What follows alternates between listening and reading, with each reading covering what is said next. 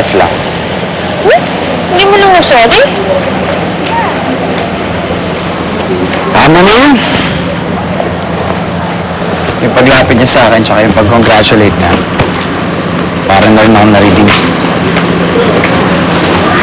So, gumaan naman ang pakaramdam mo. Oo. At utang ko yun sa pinaka-cute at number 1 na girlfriend sa buong mundo. Uy, ako yan ah. Baka mamaya hindi ako yan. Ikaw pala na iba. Okay, just making sure. Baka mamaya kasi, Ay, siya pala, mag-start na yung rehearsal ng play. Kaya, magmukha ka rin ah, kasi baka magmukha akong chorus kapag kasama kita. Ayoko nun. Hindi mangyayari yun, no? Mas magaling ka pa sa akin. Hindi, mas magaling ka. Ikaw. Ikaw, Mas mabuti pa. Tayo ng dalawang magaling.